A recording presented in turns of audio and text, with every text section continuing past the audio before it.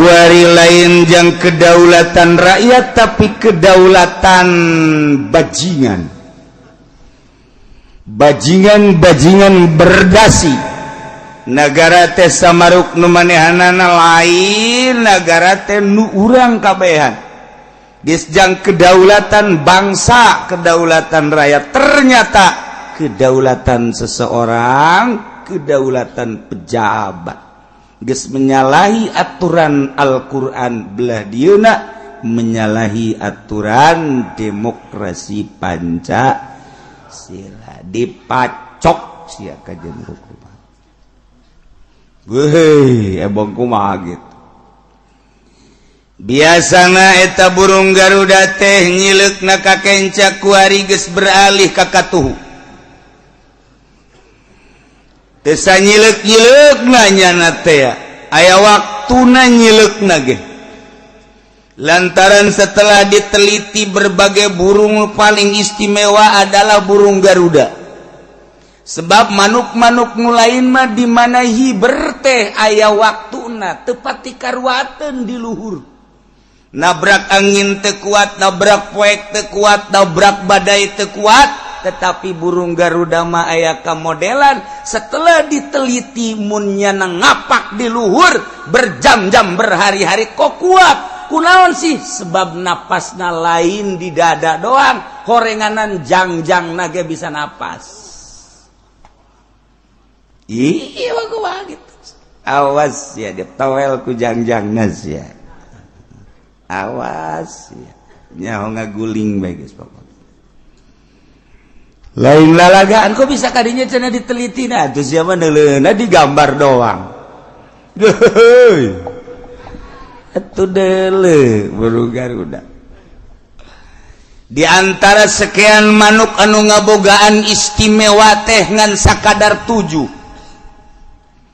Sadunia manuk anu ngabogaan nilai tersendiri ngan 7. Naon-naon cenah kiai atuh ulah kana nanya atuh. Susah macem-macem bae sia ngaji atuh sok tatanya.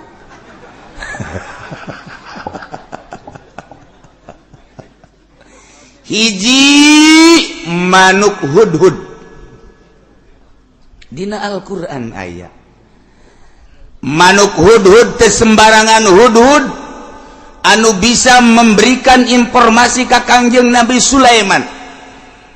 Kangjeng Nabi Sulaiman bisa memberikan instruksi melalui hudhud.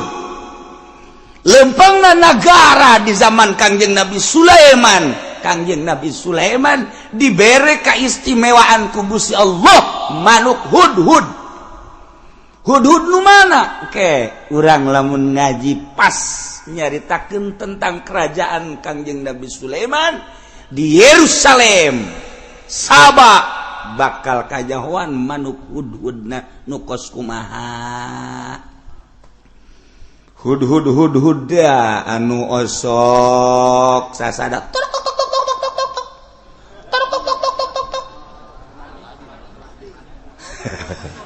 tuh berpikir kan ya ngan lain sacoladi-coladina henteu asal totorok-toka nu digambarkeun dina Al-Qur'an pamatukna model kumaha jambulna model kumaha mun ngajerebebeng ieu sayapna model kumaha dihitung eta sayapna aya sabaraha ketika hiber modelna kos kumaha buntutna kos kumaha coladinu eta lain coladinu ente meulian ku ari teh tama coladi daun mantak lamun urang hayang ka awewena embungeun ka urang jelas-jelasan teangan coladi model kos kitu pencit saenggeusna pencit cokot huluna bolongan huluna hartina bolongan piceunan tah sagala nu aya di jero hulu piceunan cokot kurang taneuh nu pernah katincak ku kunuk awewe nu ku urang dipake kaboga saeutik bae asupkeun ka dinya tiupkeun poh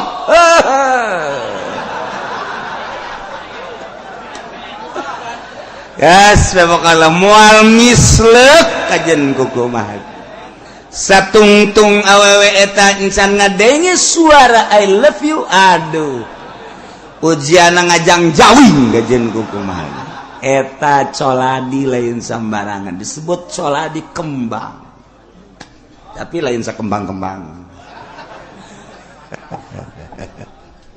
Lain kisah narengan coladi deh. Jangan naon lah, geus pokona mandek dipraktekkeun cenah hasil ngaji kamari.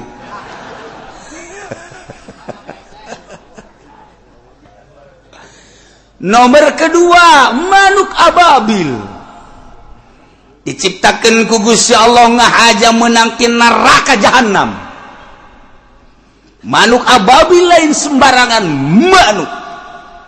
Lantaran bisa ngahancurkan Abroha, bisa ngahancurkan bala tentara Abroha. Burung ababil aya dina Al-Qur'an. Eta ge setelah diteliti manukna lain sembarangan potongan manuk cara burung gereja lain. 7 kabehna moal anggeus katiluna burung Garuda nasar. 4 deui ge. Ujianana anu naon ngaranna huisan wallahu a'lam.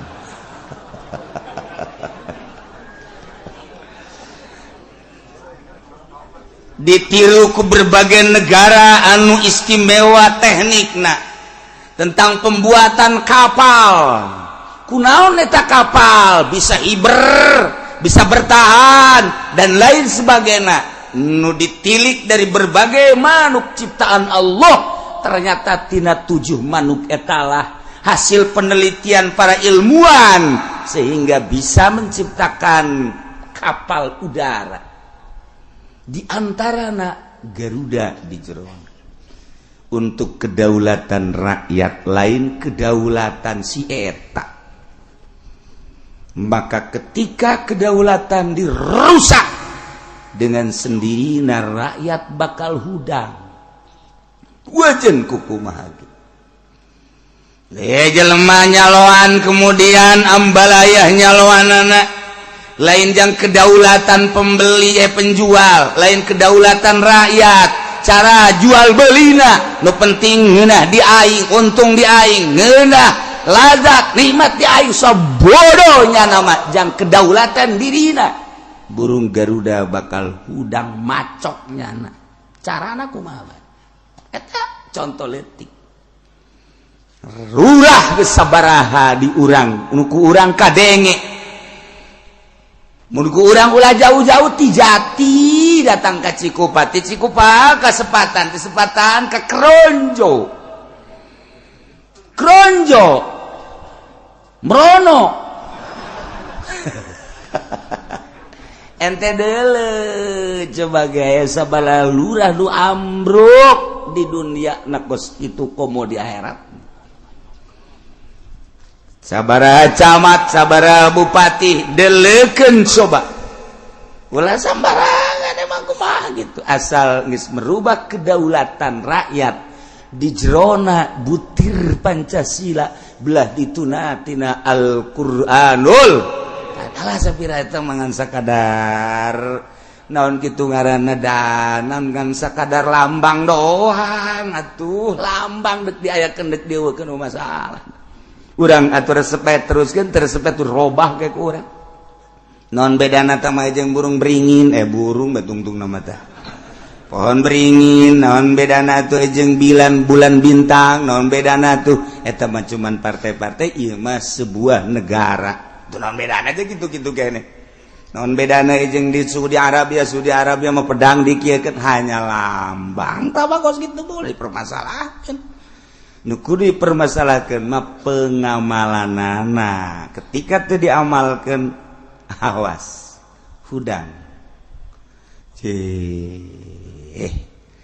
Di sebuah negara anujang kedaulatan masyarakat, kedaulatan rakyat, kemudian make aturan-aturan Islam.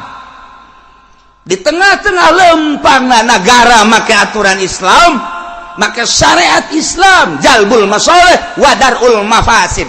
Tidinya aya sababaraha poe nu teu dilaksanaakeun ku negara.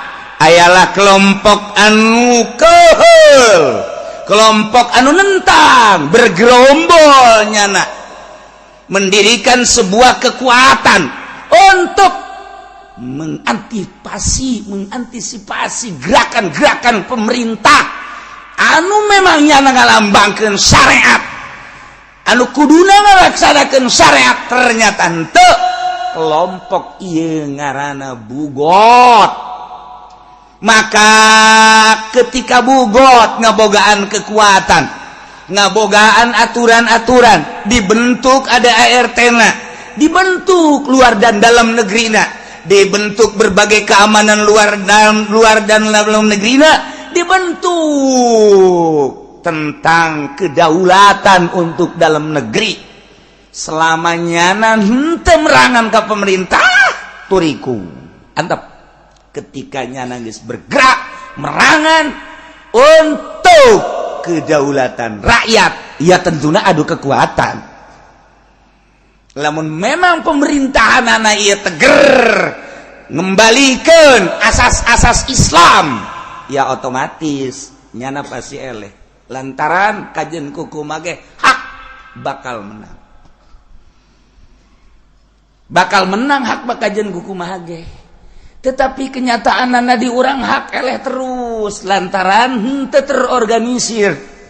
Kejahatan anu terorganisir anu rapi luar biasa akan mengalahkan kebaikan anu acak-acakan tidak terorganisir. Ieu kekalahan hanya di dunia, di akhirat can selesai kajian kumaha ge. Kedaulatan anu henteu terorganisir maka selalu memenangkan walaupun jahat di dunia, di akhirat tetap nyana berkelanjutan. Kitulah ieu keur nyaritakeun sebuah negara nu mantak ieu mah lain ajieun urang, lain ajieun urang ketos, lain ajieun urang paku haji, lain ajieun urang SPT teh sematan. Lain aja ieu mah ajieun jelema-jelema anu brilian ilmuna untuk memajukan bangsa jeung negara. Pemerintah ieu mah kitab negara. Nu mantak kajieun geus ieu mah deuk hararees ge masalah geus. Sebab lain ajieun urang ieu mah. Ieu teh kudu dititah cenah kieu teh kos kitu mah. Pelebaya teh geus paling tersorangan, aing ge nyaho. Yes, ieu mah jang nyaritakeun tentang sebuah negara make aturan syariat kemudian kurang melaksanakan syariat-syariatna, maka ayalah gerombolan-gerombolan gerakan-gerakan untuk menentang poin-poin anu teu dilaksanakeun ku pemerintah di sebuah negara model kos kitu.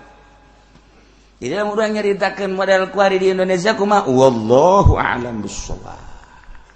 Ya kerja ditakeun ngaji. Kos gitulah. Kiceuna kuari lamun nentang ka pemerintah Indonesia kumaha wallahu a'lam. Torek sia. Atuh tinggal kesalahan bae di Indonesia, apakah memang ieu Pancasilana anu aya butir-butirna atau memang kesalahan oknum-oknum pemerintahna. Jagening pemandangan urang teh ayeuna teh teu ieu teh itu kabehan boga kasalahan. Urang lamun nilik ti bagian ABRI kasalahan, ti bagian polisi kesalahan, sedengkeun nyanalah sebagai pertahanan negara untuk luar dan dalam negeri. Kemudian di birokrasina teh ieu teh itu urang nyaho sabaraha bupati nu ditangkep, sabaraha gubernur nu ditangkep, nu di pondok-pondok pasantrenkeun. Ayo kenapa lalin ternyana payah di jero bisa sabaraha menteri anu diadili sabaraha dan sabaraha nu lain-lainna. Berarti kan geus hancur jasa ieu negara.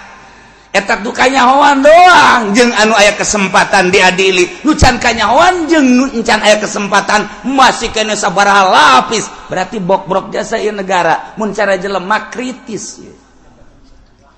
Jadi urang teh kuari keur aya di sebuah negara nu kritis. Ya otomatis kudu operasi. Bongkar kajen pasang nama kumaha kewelan. Ya mah percis kos bengkel di urang. Bengkel di urang mah pan biasa bengkel mah bongkar pasang. Ieu mah bongkar doang pasang nanti. asup kurang motor kali nyokos guguraan bukaan haju ditinggalkan siap atuh pantung-tung nama orang balik tuh bisa nungguan tangarana bongkar doang pasang nanti mobil ambalaya orang nanya kanya Pak ini kapan nanti dulu berderet 1 2 3 4 bapak kayak yang 15 atau kenapa dibukain itu mah rahasia saya geus asalna bengkel kos gitu diteluh mal kobel gitu deres bengkel mah deres tukang cukur dari kabehan aya 10 diguntingan heula kunyana sabelah atuh pasti beres ya tinggal nu ieu heula nu itu tuh nu ka 10 Mas ini kapan nanti dulu ini dulu barang dihitung ka 10 atunyana aya bahan diteluh kajeun kokoban ikat tukang cukur geus beres datang gotrek-gotrek geus kahayang urang mah tuh ulah maka dikotrek-kotrek ngana bisa balik pan ieu mah pan sabelah udah beres uang cukur ondo kabeh gitu tah ieu timimiti urang neuleuh nagara ku ari mana nu benerna tuh jadi bararuian kabeh ge ieu cacak kakarak make Pancasila komo make Quran asana mun make Quran ararang geus kabehan kiai cenah kumaha menurut kiai aing mah Quran tetep paehan geus masalah geus jang naon atuh aya ge jaingan sakadar kos ore sinduk doang mah tuh ore sinduk paehan ore cabe ge kurang dipaehan kecuali ore koros cak bupati adena yang jadi orang koros dipaehan deui sia ku aing udah bener tah ieu mah keur carita nagara jages lain rahasia kos gitulah ulah salah persepsi urang keur ngaji dimensi syariat ya urang keur aya di dimensi syariat jadi nyaritakeun bugot adalah keur nyaritakeun penentang terhadap negara anu teu ngalaksanakeun syariat. Ngartilah urang kuari aya perang Jamal, berarti keur penegakan syariat.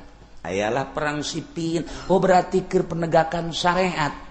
Kuari kan dibacakeun perang Jamal antara Siti Aisyah, perang Siffin Sayyidina Ali. Hanya dibahas tentang peperangan doang, motif peperangan di jerona nu leuwih ditonjolkeun tentang kekuasaan jeung dunia salah nu mantak lamun teu ngaji Bukhari teu ngaji Muslim teu ngaji Sunan Abu Daud Ibnu Majah bakal salah menyikapi tentang peperangan Siti Aisyah, menyikapi tentang peperangan Sayyidina Husain dan lain sebagainya. Mantak henteu terlalu dikomentari ku kiai mun lain keur ngaji dina kitab nama.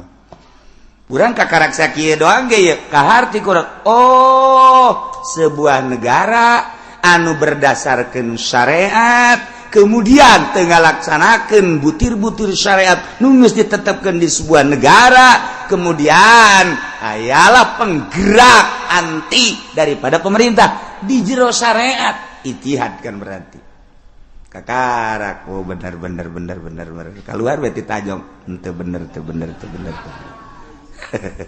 entak ieu lain ajieun kelas urang lain ieu mah nu ngajina teh kuduna presiden blusukan menteri gubernur bupati pemerintah lah guys musyawarah di jerona tentang membahas tentang sebuah negara didukunglah ku berbagai organisasi Islam ya NU ya Muhammadiyah ya Persib Persatuan Sepak Bola Bandung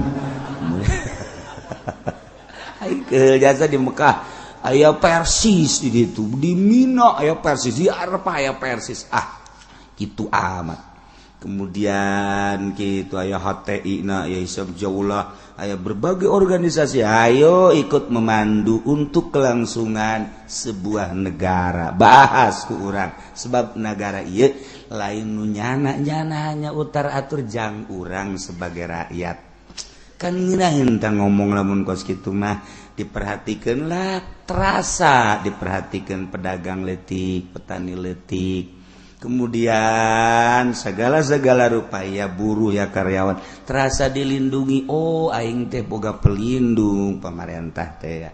Ieu mah urang lempang ka mana bae isi aya lurahan eueuh nya. Emang kunaon jalan kos teu diurus kan kos lurahan eta kos. Aya bupatian eueuh sih oh meureun bupatina ngees bae meureun. Ya teu nyahoeun ieu urang kos eueuh bupatihan kan berarti ka dieu salah ka ditu rusak ka dieu teu bener mun nya ge aya anu mimpin berarti kan diurusan. Nah ieu kan kos nu eueuh maka lain jang kedaulatan rakyat berarti teu salah Pancasilana nu salah oknum-oknumna. Belah dituna mah engke salah keneh bae ieu belah dieuna we heulanan. Mun dibenerkeun diluruskeun ngeunah minimal mempertahankan kabelah itu teh akur waktu ku urang jaieun urang inni ja'ilun fil ardi khalifah pengurus urang urusan ieu negara ngan kudunya pengurusan anak kiai nu teu sakola ulah milu ngurusan birokrasi bagian agama da we tuh kiai mah bagian alif jabar ab jabar ba aba teh jabar ta jabar satasa be jabar bata jabar ta bata mim jabar mata jabar ta mata sin sia jabar ya sia mata sia eta bae urusan batu geus ulah sok rese. Hai acak-acakan ge kiai nu teu sakola milu ngurusan negara atuh beuki parah dek dikumahakeun geus kiai mah bagian agamana nu paeh kiai salateun ku aing beres kiai wan itu teu ngariung siap ngariung kiai itu aya nu nikahkeun boro-boro nikahkeun nikah ge siap eta kiai bagianna siapa sih heran lagi atuh boro-boro nikah lagi tuh siap kiai mah mata kiai loba nu nararikah nah jadi usir kuno kolot iya bersiko itu mah geus ayeuna aya sebuah kelompok anu memang nyana ndek ngalaksanakeun aturan-aturan syariat lantaran di sebuah negara tengah laksanakan beberapa butir-butir syariat anu geus ditangtukeun kunyana teu dilaksanakeun contoh nage kemari secara minimal contoh katarkil jamaat seperti ninggalkeun berjamaah wa takfiri di kabiratin ngupur-ngupurkeun jelema anu dosa kabir dosa gede eta kan di syariat ayana. Aya di negara urang mah kuari nu mabok diantep, nu zina diantep, nu maling diantep, nu ngabunuh diantep. Henteu keseluruhan kuari mah. Ketika ditangani ku pemerintah teu akur jeung aturan syariat, aya jelema nu mabok. Nu ngaganja, ngagele minuman tangkap nah ikan diantepkeun di polsek diinterogasi kemudian tadi dikeluarkeun paling dek dikirim ke Polres nah ieu aturanana kumaha ieu diendeukeun heula 3 saminggu nungguan heula bapakna lobilah bapakna setelah dilobi ternyata 20-30 juta keluar negara naon model kos gitu negara naon model kos gitu aya ketentuan hukum teh jang si eta si ieu mah teu aya ketentuan hukum ieu mah pada urang mah bae ieu bageulanan pada urang mah ieu mah keur nyaritakeun negara urang ieu nu urang kanyahoan ku ceuli jeung ku bata urang kos kitu geus ulah bebeja ka sasa ieu mah keur carita pada urangna bageulanan geus ulah ke ente ngomong deui di ditu kos kieu deui pada urang mah bae kitu ieu mah lah ke di Serang ngomong deui ieu mah ulah nyebut di kasar mah pada urang na bae. Teu ngomong di Jakarta ieu mah pada urang na bae. Horenganan geus aya negara nyaho kabeh. Teu mah kos jelema nu nyandung susumputan. Kudu lah bebeja nya. Sia mah nyaho bae. Geus ke ngomong deui ditu. Lah bebeja. Aing nyandung sia nyaho bae. Ke di ditu. horenganan sakecamatan geus nyawan kabeh. Atuh daun secetan atuh. Eta kos kitu. Geus ayeuna bugot tersebut teh ngabogaan kekuatan. Aya ketua, aya wakil, aya sekretaris, aya bendahara, aya penasehat, pertahanan luar, pertahanan dalam, dan lain sebagainya. Geus terbentuklah mufti, kodi, dan lain sebagainya. Maka keputusan-keputusan kodina di kelompok tersebut bugot ngaranna bisa didenge sebab nyana nu make aturan syariat wa yakumu bi kitabihi bisima'il bayyinah fil asahi, bisa ngahukuman jeung diterima hukumna qadi bugot tersebut bi kitabihi ku aturan-aturan nyana dengan mendengar saksi-saksi menurut kaul asah. Masya Allah, jadi kekuatan tuh. Jadi ayat kedaulatan di sebuah kedaulatan ya otomatis pinclang kajian kukumaha ge negara, pinclang kajian kukumaha ge ngalaksanakeun nu ieu bertentangan jeung nu ieu, ngalaksanakeun ieu bertentangan, ya otomatis kan kudu dirapihan kajian kukumaha ge. Kos parlemen urang kuari 60% tidak mendukung dengan lajuna anu dibentuk ku Jokowi dek langsungkan iya henteu lempang, iya dek lempang, iya lah, iya dek lempang, pan iya mancan boga daulat, hanya kakara kekuatan suara doang, lempang lah iya teu didukung, dek datang ka iraha, can aya sejarahna APBD dipending, nu mantak kula aju hutang gede ge ka warung. Iya, sebuah negara kokos kieu, berarti kan sangat kritis, tuh. Nah, ieu can kelompok bugot mah hanya untuk membenahi, dicoba sejarah negara urang kudu dideuleu baheula, dibangun ku Bung Karno, Bung Karno lengser, dibangunlah ku ABRI karena Bung Karno mah sipil, sehebat apapun Bung Karno diakui dunia otak brilian, datang ka kuari Bung Karno masih diistimewakeun. Rencana jeung rencana tetapi tidak bertahan. Bung Harto naik karena abrinya nak boga kekuatan, seluruh lapisan kekuatan dicekel kunyana, darat, laut, udara, kabeh asal anu menentang tembak tempat ceger, siapapun yang menentang tembak ceger, sabaraha puluh mungkin ratus kiai ditembakan kunyana, termasuk polisi jeung ABRI anu disikat kunyana sabar hanya untuk kelangsungan sebuah negara. Sabaraha periodenya na tetep lengser. Naik deui. Habibi ya Habibi. Habibi tinggal Habibi.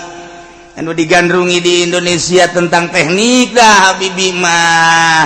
Tetapi tentang birokrasi namakan nyana aya di kelompok mana, di organisasi can teruji nyana kakarak ge nyana naik nage nyana make didorong jalantaran luhuran kursi jeung nyana titah turun deh lengser deh. Kemudian kiai anu terkenal kiaina lain di Indonesia di dunia lantaran keistimewaanna boga indra keenam diakui dunia nyana, tetapi tetap bae sipil ngarage lengser. Ibu konde naik Indonesia kurang dideuleu sejarahna kos karar itu. Nah, Bambang Yudhoyono dengan penampilan yang sukses luar biasa. Lamun nyana geus tampil eueuh hiji buuk lamun dikadiekeun nu kadieu hebat luar biasa dengan penampilan anu meyakinkan. Hebat Bambang. Adapun kekurangan-kekurangan anak tekanan-tekanan di sebuah negara model urang lain teu hayang nyana ngamajukeun bangsa jeung negara dibanding jeung tekanan lebih tinggi tekanan cuman rada deres artinya masih melirik ke masyarakat. Nyana bisa 2 periode ABRI lantaran ketika belusukan naik. Wallahu a'lam. Ikan keur bacaan burung Garuda nyanakan keur naik di burung Garuda. Garuda kan ditumpahkan ku nyana. Ayo sia hiber Garuda. Salila burung Garuda dituturkeun parabna, silahkeun. Ketika geus teh dituturkeun nyileuk nyana. Hei, sing ada sia. Kunaon? Awas ya diragageun ku sia cek burung Garuda. Emang ngeunah bae sia numpakan aing. Sekala aing turun sia dibabetkeun ka sumur sia ku aing. Burung Garuda lain sembarangan. Nah ya tinggal nasib bangsa kaharep kumaha lantaran produksi ku ari geus tiarap. Perekonomian ku ari geus tiarap. Dolar geus can jelas. Ieu hanya di Indonesia. Tadina 9, 10, 11, 12 jadi 13 bahkan leuwih. Bakal disampaikan ke 14 asal geus 14 net. Inna lillahi wa inna ilaihi raji'un. Telah selesai burung Garuda melaksanakan tugas-tugasnya. Nyana asup kasayangna. Ngalamun burung Garuda. Kedaulatan anak ulah dirobah. Ulah kedaulatan seseorang, ulah kedaulatan pemerintah, di ditu nage kedaulatan rakyat. Ieu anehna jangjang bisa napas. Jangjang burung Garuda bisa napas, bisa asup angin, bisa keluar. Geus di luhur di awang-awang sababaraha jam poe burung Garuda henteu bertegun kana napas nu aya di ilah burung Garuda. Terus sok nyawan bae atuh aing mah sakitu nyaon atuh. Sia dek percaya Allah teu percaya dipacok Garuda sia kajeun. Emang burung Garuda burung sembarangan. Bisa ngobrol urang jeung burung Garuda. Bisa ngobrol. Cenah eueuh cak kiai atuh kumaha aing bae. Jeung kunti anak bisa ngobrol urang teh. Wa yakubu bi kitabi bisbail baina fil asahhi. Lamun gerakan bogot tersebut teh melaksanakan keputusan hasil musyawarah butir-butir syariat nu aya digerakeun nyana gerakannya sehingga kelompok bogot teh ngalaksanakeun had andai kata aya rakyat anu menyalahi aturan syariat. Contoh aya rakyat mabok angkap ku bogot lantaran bogot geus boga kekuatan kedaulatan diakui tentang syariatna, maka eta seorang manusia anu mabok tangkap had atawa aya anu zina had nu maling had nyana negakeun had. Kemudian wa akhadhu zakatan, kan pemerintah teh aya kewenangan untuk mengambil zakat dari orang-orang yang bona fide. Ieu teh kudu dicokot zakatna lamun geus disob. Dipaksa ku pemerintah zakat untuk kelestarian bangsa jeung negara. Bagikeun sakumaha mustahik aya dina Al-Qur'an. Jizyah, upeti orang luar negeri anu cicing di urang sabaraha taunnya na tanda tangannya na untuk singgah di Indonesia selama nyana lapor ke di pemerintahan urang kebenaran nyana lapor lah di kedaulatan tersebut bugot misalnya atau di negara. Nah, eta kan bayar upeti zimmi ngaranna, maka diamankan di negara tersebut. Teu meunang urang ngarusak urang Inggris nu aya di urang sebabnya na asup ka urang teh bayar. Teu meunang urang ngarusak urang Belanda di negara urang lantarannya na masuk ke negara urang bayar. Teu meunang kitu turis-turis nu asup ka negara urang dirusak ke orang nyana harus dilindungi walaupun kafir sebab nyana bayar jizyat dicokot ku bugot tersebut atau khraj. Iyalah negara supaya lempang maka diambillah pajak jelas lempanglah negara ketika darurat lamun henteu make pajak bahaya. tingali ku urang dina jalbul masoleh wa darul mafasidna ternyata kandas tanpa pajak, ambil pajak tetapi kunyana istimewa, hasil-hasil dari zakat, dari upeti, dari pajak dibagikan perkusahmal murtaziqah ala juludihim untuk PNS jelas berbagai golongan 1, 2, 3 dibikin kadinya supaya lempang ieu negara. Lamun teu lempang kan bahaya. Polisi jang bagian Polri sabaraha nu tercantum berikan. Abdi sabaraha nu kuriba dibagikan kok jana sakumaha guru sabaraha guru jang kelangsungan bangsa jeung negara sesuai jeung aturanana. Nah kumaha sebuah kelompok bugot tetapi make aturan syariat anu luar biasa sehingga rakyat nyaho dan terasa ku rakyat keputusan-keputusan daripada bugot tersebut sah menurut kaul asok. Jadi tandingan daripada pemerintah lebih hebat bugot dibanding dengan pemerintah sah keputusan anak. Masya Allah karim. Kos gitulah cerita tentang bugot. Kecena kiai lamun di negara urang kok ulah sok nyaritakeun negara urang. Saya ku torek-torek teuing sih ceuli sih. Waing sia awas ya. Dicak-cakan timah ku aing sia.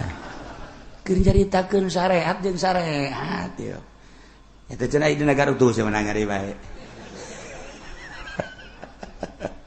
Hese nyebutna sebab oknumna terlalu loba di urang. Mantap beneran heula itu coba sesuaikan jeung aturanana aja ayat ketuhanan yang Maha Esa. Tuh kan nomor kedua naon kemanusiaan yang ada dan berada. Ya teh kapan poin menang di Al-Qur'anul Karim can dibahas kemanusiaan. Naon kemanusiaan, naon adil, naon beradab, adabna ieu teh di Indonesia kumaha.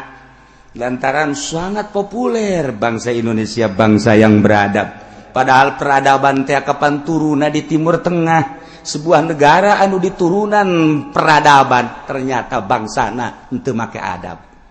Indonesia anu henteu pernah diturunan wahyu lain turun adab di Indonesia tetapi bangsana sangat beradab. Jadi encan pugu nu adab diturunkeun di sebuah negara bangsana make kana adab eta. Encan pugu can karuh negara nu teu diturunan peradaban teu make kana adab ternyata sangat make adab. Dunia mengakui peradaban yang paling tinggi adalah bangsa Indonesia. Kuari diakui dunia lain lalagaan. Urang mah kuari mun asup ka masjid kemudian sendal urang eueuh kabagi ku urang tuh budak make sendal urang sia ka dieu mun sendal aing dipapake ieu hampura bae geus ku aing dihampura masalah di urang. Ulah deui nya sianya menucuna kula teu boga sendal sia emang saya orang mana urang beladinya teh ye jeung meuli sendal nya dipaling nya mere duit ye beradaban lain lalagaan mah di urang Masya Allah salaki geus balik-balik ka pemajikanana 5 bulan genep bulan beuh pemajikanana geus ceurik bae geus tinggal tulang taleng kanyahoan tulang talengna anjing ge ngudagna pajar tulang dagingan jol besa laki barah nyana cerik lah nyana ngobrol lah 2 menit 3 menit setengah jam sajam kabelah dituna sirih rangkul hampurannya kakak kakak dia hampura jasa padahal bah 7 bulan ngajang jauh kapanggih silih hampurakeun itu kita dibere duit kok geus dibere duit peradaban anu luar biasa ye emang kumaha gitu Indonesia mah lain lalagaan.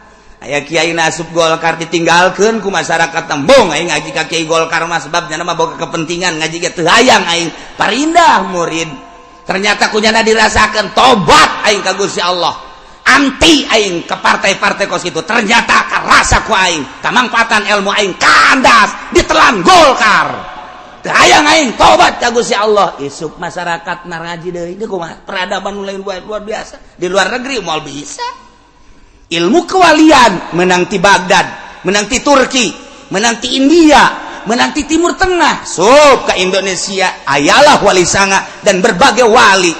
diadukan kuari keistimewaan wali-wali nu aya di Indonesia jeung nu aya di luar negeri aslina menang di luar negeri tapi pemakai ilmu kewalian kuari lobaan di Indonesia. Emang kumaha gitu? Iyalah diakui peradabanana. Masya Allah masih kena aya isin ka guru atau di Indonesia mah di barat moal aya di timur tengah geus di timur tengah mah kuari mah aya santri lompatan kunaon saya lompat guru aing emang saya lompat guru sih kunaon lain sasalaman teu make kopiah aing peradaban nu hebat di urang mah aya kiai teu make kopiah lompat nyana aya ka pangeran mah nyana ge teu isinen ieu. Iya kan lain lalagan peradaban model kos gitu sakilang diulah-ulah geus dibahas di berbagai universitas. Kenapa sih mengkultuskan kiai? Kenapa sih kiai dianggap raja? Ya kenapa sih kiai itu selalu di agung-agung? Padahal makan dia juga belum tentu melaksanakan aturan-aturan anak geus sabaraha universitas nu ngabahas model kos gitu. Geus sabaraha kelompok moderat anu ngabahas model kos gitu lenyapkeun ku sia moal pisah. Sebab dalam peradaban Indonesia lain deh. Jahorenganan nyana ngomong kos gitu ge ku sebab nyana teu dihormat. Kumaha bisa teu ikhlas sama kunaon sia teu kaing teu kitu ai kasih itu kitu. Nah tuh di jero ngabahas kos kitu mah mal bisa kajian ku kumaha ge mal beres. Ye goblok pan aing nu pinter, aing nu terendos, aing nu profesor kok ka aing teu ai kasih itu ngaji nangan amil doang kok deku-deku rahasia Allah. Iya tuh mal bisa nggak sabaraha kali dibahas di universitas UGM dibahas di Trisakti dibahas di ITB dibahas tentang mengkultuskan kepada seorang kiai ya gara-gara kiai negara orang cina kos jadi mandek dia dibahas kan emang aing teh nyaho aing nyaho kan aing teh nyaho baru pembahasannya teh nyaho tetapi kurang peradaban lain lalagaan Indonesia mah ruyani ruy rawa kidang suruh pulang dikarenakan cucunya ke sana. Ya, Ruyani arep pulang segera. Gitulah Indonesia. Nah, ya peradaban. Hese jasa yang boga peradaban model di urang. Ribut dua kelompok kampung si ribut yang dihuluan ku jawara.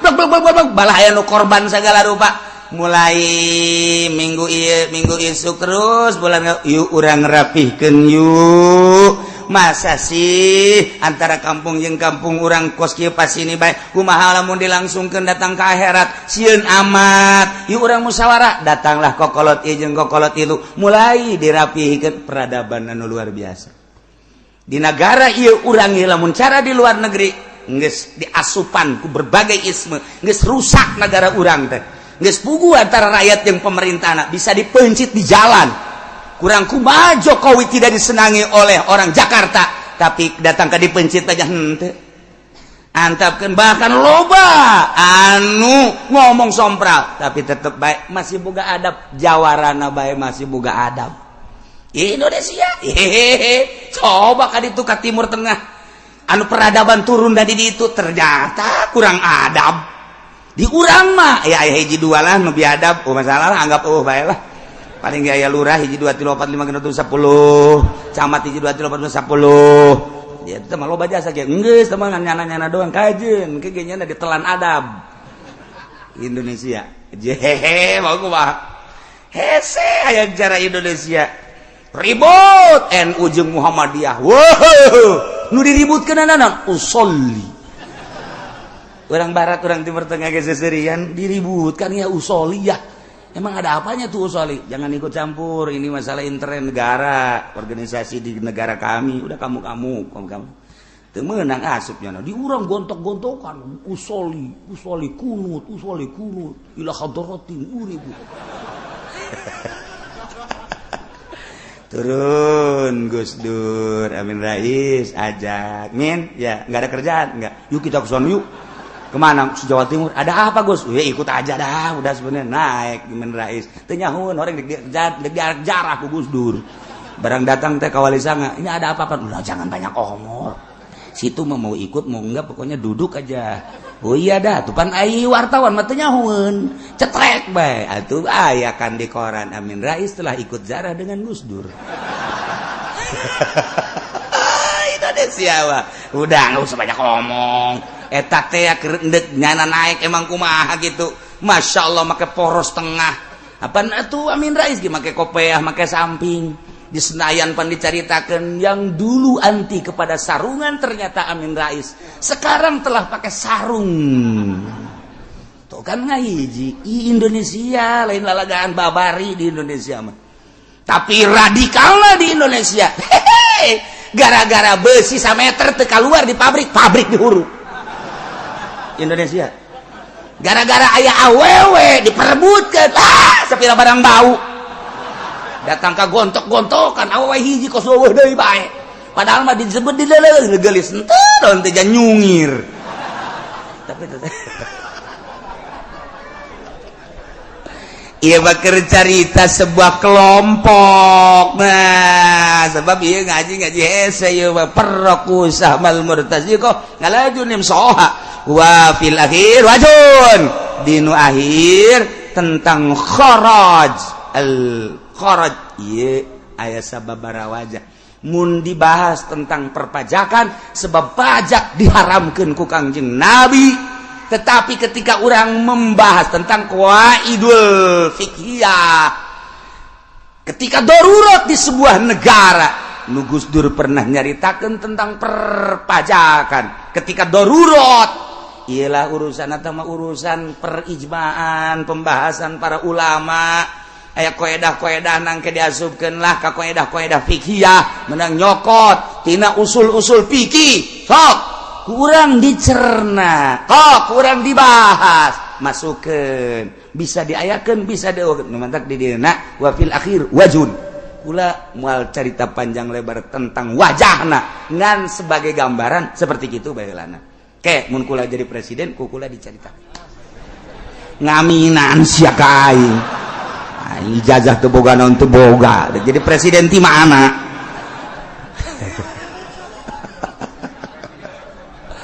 wa ma atslafahu bagin wallahu a'lam.